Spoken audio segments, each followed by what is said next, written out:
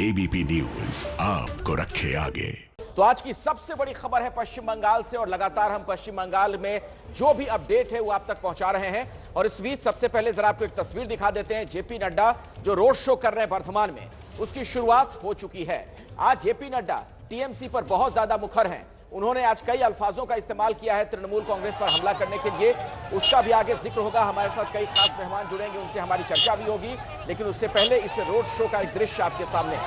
बंगाल के चुनावी सभा में जेपी नड्डा पूरी तरीके से कूद चुके हैं, मोर्चा संभाले हुए।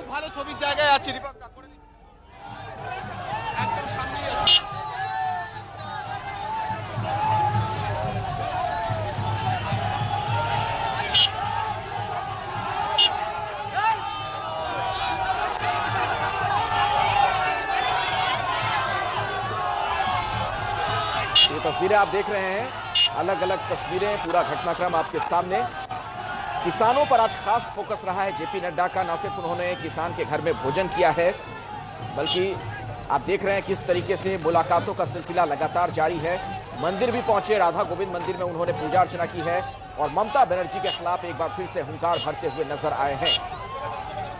यहां तक कि टीएमसी को तिरपाल चोर तक कह दिया गया। यही नहीं, टोलाबाजी, तुष्टीकरण और तानाशाही की सरकार है, इस तरीके से ये कहते हुए हमला किया गया टीएमसी पर।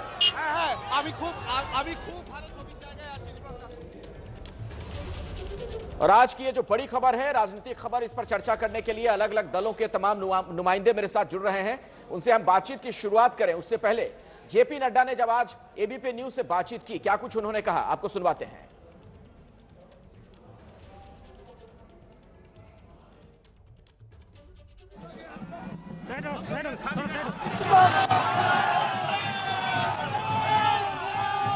हमारे साथ बात करने के लिए भारतीय जनता पार्टी के राष्ट्रीय अध्यक्ष जगत प्रकाश नड्डा, जो बंगाल दौरे पर हैं, 9 दिसंबर को आए थे और उसके बाद एक महीने बाद 9 जनवरी को आज फिर एक दिवसीय दौरे पर हैं। सर, आप एक मुट्ठी चावल कार्यक्रम, क्या उद्देश्य है इसका?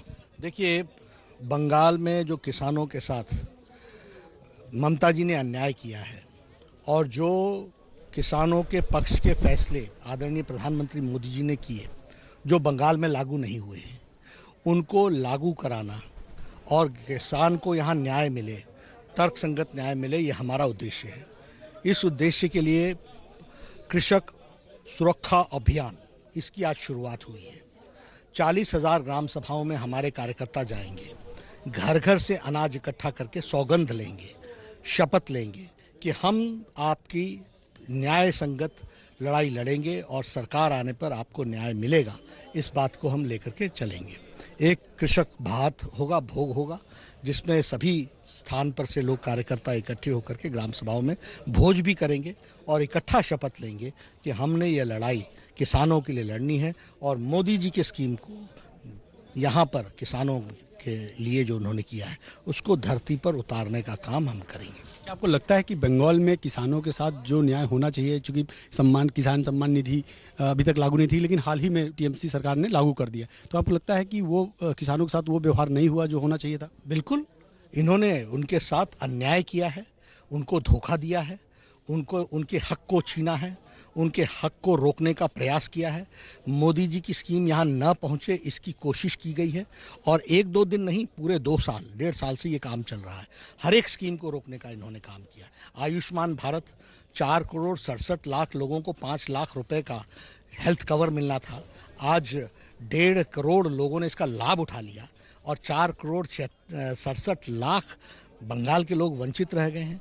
तो यह यहाँ के लोगों के साथ ममता ने अन्याय किया है। भारतीय जनता पार्टी कमिटेड है और भारतीय जनता पार्टी किसानों के लिए कमिटेड है।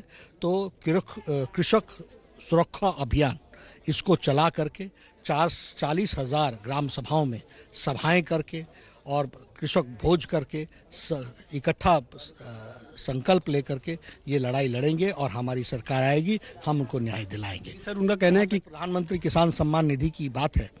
अब आप आए हो, अब पछतावत होत क्या जब चिड़िया चुग गई खेत, तो वो खेत चुग चुकी है। ममता जी, आपके नीचे से जमीन खिसक चुकी है। किसान, मजदूर, गरीब, दलित, पिछड़ा, ये सब आपको छोड़ चुके हैं। सर, किसान बिल के माध्यम से वो लोग आप पर निशाना साध रहे हैं कि आप लोग किसान बिल पर हमारे लोग चर्चा के लिए हमेशा तैयार हैं। क्लॉज बाय क्लॉज वो वार्ता चली हुई है। हमें पूरी उम्मीद है कि उसमें सफलता मिलेगी, क्योंकि हमारा दिल खुला है। हम सरकार खुले मन से चर्चा करने के लिए तैयार है। अंतिम सवाल, एक महीने में क्या बदलाव देखते हैं? चूंकि एक महीना पहले भी आप आए थे और एक महीना हो गया है। एक महीने में मैं देखता हूँ कि जब मैं पहले आया था तो लोग मन बना रहे थे और डरे हुए थे। अब मैं देखता हूँ कि लोगों ने मन बना लिया है और डर से निकल करके सड़कों पर आकर के बिल्कुल, जिसको हम कहते हैं कि ममता जी को नमस्कार करने के लिए तैयार हैं और भारतीय जनता पार्टी को स्वागत करने के लिए तैयार हैं। जेपी नड्डा जी थे, भारतीय जनता पार्टी के राष्ट्रीय अध्यक्ष, साफ तौर पे कह रहे हैं कि एक महीने के दौरान काफ़ी बदलाव देखने को मिल रहा है। किसान परिवार यहाँ पे आए हुए थे, मथुरा मंडल के घर पे खाना खाया उन्होंने। खाना खाने के बाद एबीपी न्यूज़ से एक्सक्लूसिव बात की और साफ तौर पर कहा कि किसानों को न्याय दिलाने के लिए भारतीय जनता पार्टी के कार्यकर्ता एक एक किसान परिवार के घर जाएंगे और किसानों से बात करेंगे और बात करके किसानों के मुद्दों को उठाएंगे, राज्य सरकार के सामने उठाएंगे। कैमरामैन कपिल मिश्रा के साथ नीरज पांडे, एबीपी न्यूज़, वर्धमान। दरअसल पश्चिम बंगाल में जो राजनीतिक तूफान है अपने चरम पर है। आइए बात करते हैं इसी राजनीति पर, इसी सियासत पर। और मेरे साथ जो मेहमान जुड़ चुके हैं उनसे मैं आपका परिचय करवा दूं। मेरे साथ भारतीय जनता पार्टी के राज्यसभा सांसद और राष्ट्रीय प्रवक्ता जफर इस्लाम मौजूद हैं। बहुत बहुत स्वागत जफर जी आपका।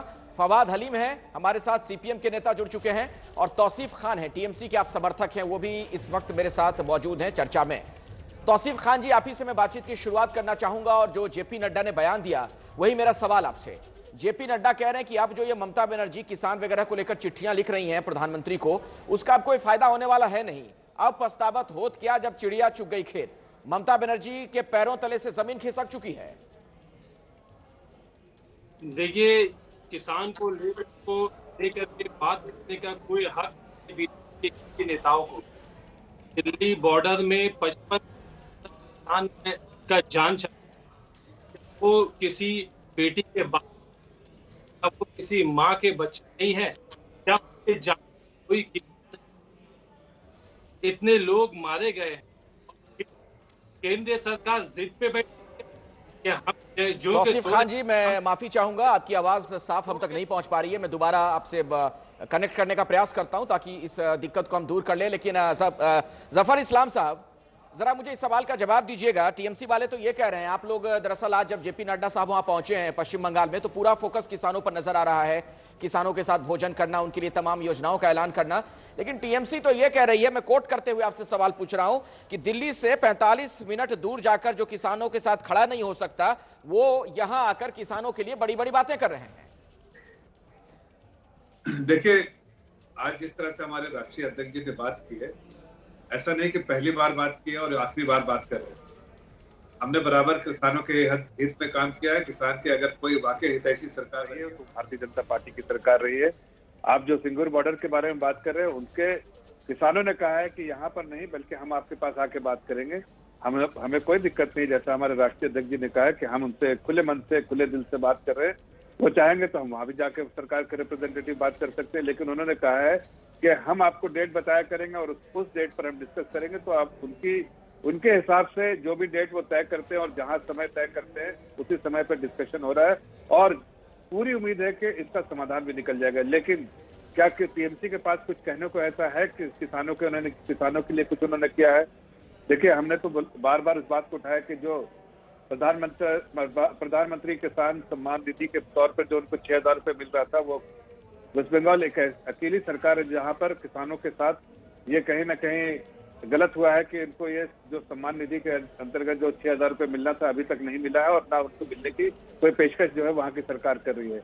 हम जब सरकार आएगी जिसका बिल्कुल साफ रंग रूप दिख रहा है वहां पर कि वहां के लोगों ने मन बना लिया है कि इस बार बाय बाय करना है ममता बनर्जी को और स्वागत करना है भारतीय जनता पार्टी की सरकार को, तो उसमें हम जरूर किसानों को वो चलिए मैं जवाब लेता हूं। तौसीफ खान साहब, किसी तरह की कोई घबराहट तो नहीं है टीएमसी में? इस तरीके से जो बीजेपी पर हमला किया जा रहा है, अगर किसानों को लेकर योजनाओं का ऐलान किया जा रहा है, तो इसमें दिक्कत क्या है? देखिए, बीजेपी वालों का याददाश्त बड़ा कमजोर होता है, क्योंकि ज्यादातर वो लोग व्हाट्सएप यूनिवर्सिटी का सिलेबस को पढ़ करके आते हैं मैं उन्हें याद दिला दूं, 2011-12 से लेकर 2015-16 तक ये केंद्र सरकार, मोदी सरकार ने ही कृषक अवार्ड दिया लगातार बंगाल सरकार को।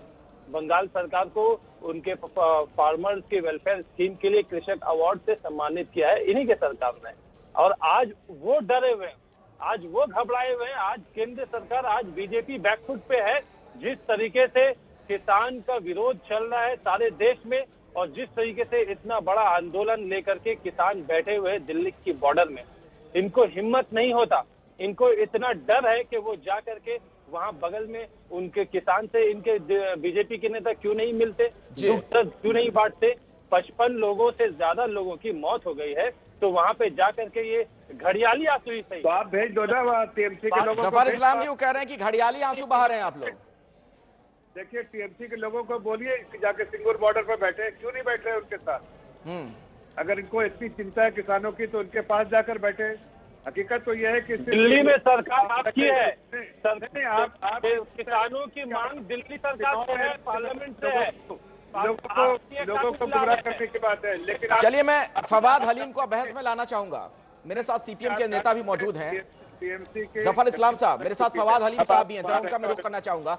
फवाद हलीम साहब, आपको क्या लग रहा है कौन ज्यादा किसानों का हिमायती है, बीजेपी वाले या फिर टीएमसी वाले?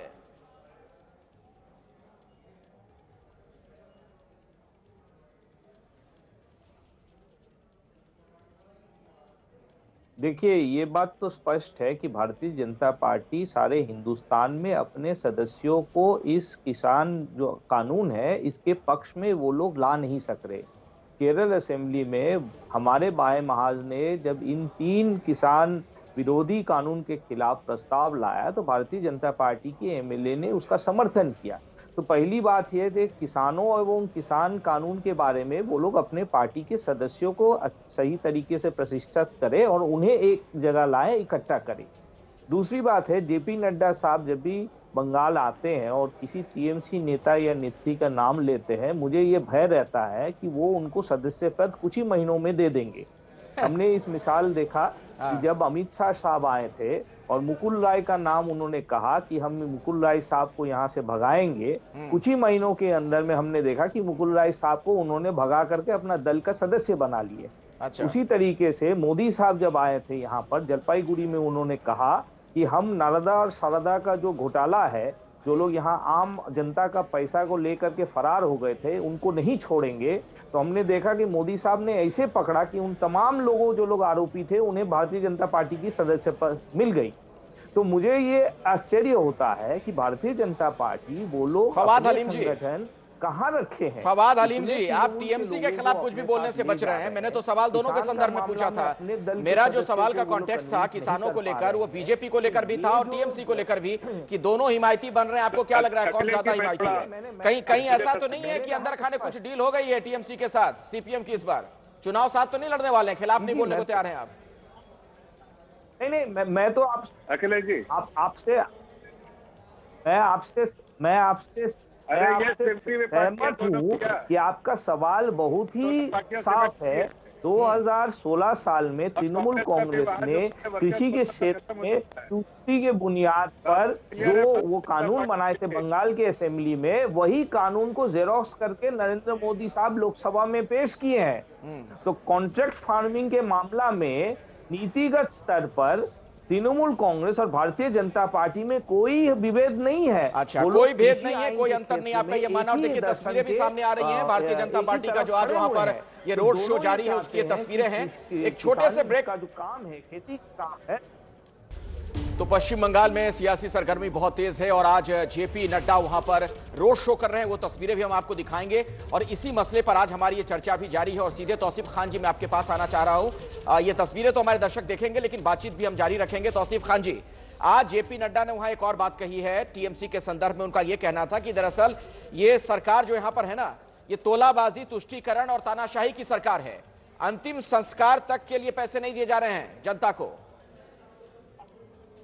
तो जिन नेताओं के खिलाफ ये इस ऐसा चार्ज लगाते हैं, उन्हीं नेताओं को दोनों हाथ से गले लगाकर जैसे कि पुराने बिछड़े भाई की तरह क्यों साथ में ले लेते हैं दल में? जवाब तो दीजिए। इनका चार्ज कितना? जफर इस्लाम साहब, जब इतनी दिक्कत है तो फिर उसी पार्टी के लोगों को आयात क्यों कर रहे हैं आप लोग? देखिए, जो लोग भी आए हैं हमारे यहाँ, उनका केस कोई ड्रॉप नहीं हुआ है। दूसरी बात कि अगर उनको इतनी दिक्कत है तो अपने पार्टी से उनको निकाल देते। अब वो ऐसा कैसे हो सकता है कि उस पार्टी में रह सकते हैं और वहाँ मंत्री भी रह सकते हैं और दूसरी पार्टी में जाए तो उस पर दाग धब्बे लगाने लगे, उनके दामन गलत हो जाए? ये तो गलत बात है। देखिए, जो उनके पास केस है, वो केस आज भी मुकुल राय जी का केस चल रहा है सीबीआई में। ऐसा तो नहीं कि ड्रॉप हो गया।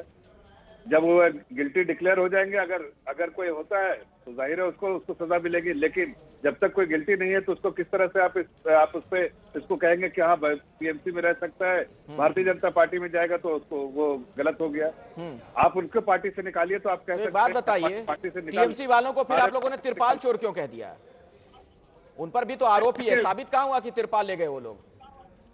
नहीं, हमने तो वो तो केस चल रहा है ना, तो केस अगर कोई चल रहा है तो केस को वो अपना डिफेंड करे, उस केस को जाके कोर्ट ऑफ लॉ में। लेकिन मेरा कहना है कि अगर वो गलत काम किया है तो मेरे एक पॉलिटिकल पार्टी की हैसियत से हमको उसको जनता के बीच में ले जाना हमारा फर्ज है। अपने जनता के बीच में ले गए उस मुद्दे को, और जनता ने मन बनाया है। ये फिर से बोल रहा हूँ अखिलेश जी कि वहाँ की जनता जिस तरह की भीड़ देख रही है और जिस तरह से लोगों का बार बार सपोर्ट मिल रहा है भारतीय जनता पार्टी को, और जिस तरह से लोगों ने वहाँ मन बनाया है, उससे साफ समझ में आता है कि फवाद हलीम साहब के बारे में क्या बोले, वो तो खत्म पार्टी है, सेंट्रल पार्टी। उनको 5 वोट भी मिलेगा उसकी नहीं मालूम नहीं, उनको तो खत्म हो गया कांग्रेस, और वो खत्म हो चुकी है। अभी तौसीफ खान जिस पार्टी के लिए बैठे हैं उनका भी फवाद हलीम जवाब दीजिएगा क्या? जफर इस्लाम तो कह रहे हैं कि आप लोग रेस में ही नहीं है, कहीं खत्म हो गई आपकी पार्टी। नहीं, उनको पता है, उनको आप उनसे क्या पूछ रहे हैं? उनको ही पता है कि खत्म हो चुकी है पार्टी। उनके पास क्या है? बात तो स्पष्ट है। जफर इस्लाम साहब किया कि बंगाल में जितने लोग भारतीय जनता पार्टी चोर कह रही है उनको दे के रखी है सदस्य पद देने के लिए, ये तो साफ कर लिए। तो जेपी नड्डा साहब ने तमाम तिरपाल चोरों को जिन्होंने चिन्हित किए हैं, तमाम तिरपाल चोरों को सदस्य पद देने के लिए भारतीय जनता पार्टी रजामंद है, और ये कह रही है कि उनके खिलाफ जिस तरीके से तहकीकात बरकरार रहे वो भारतीय जनता पार्टी वो तहकीकात की जिम्मेदारी ले रही है।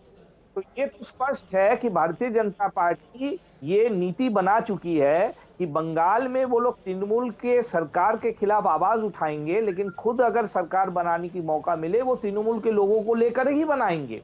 तो ये जो दोहरा नीति है भारतीय जनता पार्टी ने तय किया है, इसका बुनियाद मैं आपको बता दूं, इसका बुनियाद ये है कि 34 साल बाएं मास का जो सरकार यहाँ रहा, उन्होंने भारतीय जनता पार्टी का जो बीज है वो बीज यहाँ चलिए, तो इसका मतलब आपकी बात का एक अर्थ मैं ये निकालूं फवाद हलीम जी कि आपको भी लग रहा है कि बीजेपी वहां सरकार बनाने की स्थिति में आ रही है? कांग्रेस के जो फवाद हलीम जी चोर है, चिन्हित है जेपी नड्डा। मेरा सवाल यह है कि आपने जो बात कही तो उसका क्या मैं एक अर्थ निकाल सकता हूं कि आपको अब लगने लगा है कि बीजेपी वहां सरकार बनाने की स्थिति में आ चुकी है? भारतीय जनता पार्टी का आवेदन है जो किया है, आवेदन है ये आवेदन भारतीय जनता पार्टी की तरफ से है कि हम लोग भारतीय जनता पार्टी सरकार बनाने की ये गुजारिश रखती है तृणमूल के सदस्यों को लेकर के। अच्छा, तो ये बात तो स्पष्ट है। जफर इकबाल साहब ने कहा, चलिए चूंकि किसानों की बहुत बात हो रही है, मैं एक बार फिर से उस पर लौट रहा हूँ मंच से, आपके चैनल से कहा है कि जी फवाद हलीम जी, मैं तौसीफ खान साहब का रुख करना चाहूंगा। भारतीय जनता पार्टी फिर वो जो तौसीफ खान भी हमारे साथ हैं, आप टीएमसी के सपोर्टर हैं। तौसीफ खान जी, जेपी नड्डा साहब ने आज एक और बात कही, उन्होंने कुछ आंकड़ों की जुबानी आप लोगों पर हमला किया, ये कहते हुए मैं पढ़कर आपको सुना रहा हूं। उन्होंने कहा कि मोदी जब आए 6 गुना कृषि बजट बढ़ा है देश में अब तक, जब से प्रधानमंत्री बने हैं नरेंद्र मोदी। और उन्होंने आंकड़ा भी रखा कि 2013-14 में 22,000 करोड़ का था ये कृषि बजट, जो कि आज की तारीख में 1,34,000 करोड़ का हो चुका है। देखिए, अगर ये सारा आंकड़ा अगर वो बता रहे जेपी नड्डा जी, इसका कोई महत्व नहीं रह जाता जब वो किसान के जान का ही परवाह नहीं करते, जब वो किसान के जान जाने के बावजूद भी उनका दिल नहीं पिघलता। तो ये सारी बातें, पैसे वाली बातें, करोड़ रुपए, वो 1000 करोड़ और 20,000 करोड़ वो जो गिनवा रहे हैं, इसका कोई महत्व नहीं रहता, क्योंकि एक किसान के लिए वो अपना मेहनत करके वो अनाज, वो अन्नदाता है हमारे देश के, वो उन्हें ये 1000 करोड़ से कोई मतलब नहीं। तो आपके भी तो सांसद वहां नहीं पहुंचे हैं, आपके कुछ सांसद पहुंचे क्या वहां किसानों के बीच में आंदोलन जहां पर चल रहा है?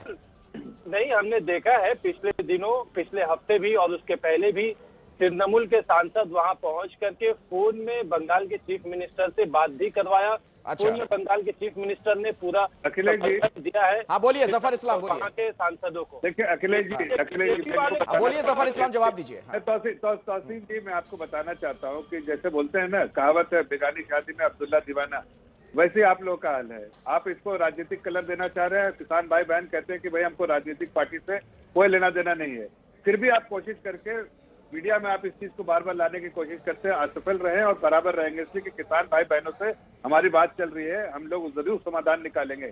लेकिन मैं आपसे अगर ये पूछ लूं कि भैया ये बिल किस बिल के किस पॉइंट पर उनको अगर कोई ऑब्जर्वेशन है तो आप बता नहीं पाएंगे, इसलिए कि बिल का कोई देखिए दुखद ये है कि किसानों के लिए वाकई भला होगा कि नहीं ये तो नहीं पता। किसानों के नाम पर राजनीति जमकर हो रही है। मेरे पास इस चर्चा में फिलहाल वक्त इतना ही है। सैयद जफर इस्लाम आपका, फवाद हलीम साहब और तौसीफ खान जी बहुत बहुत धन्यवाद हमारे साथ जुड़ने के लिए।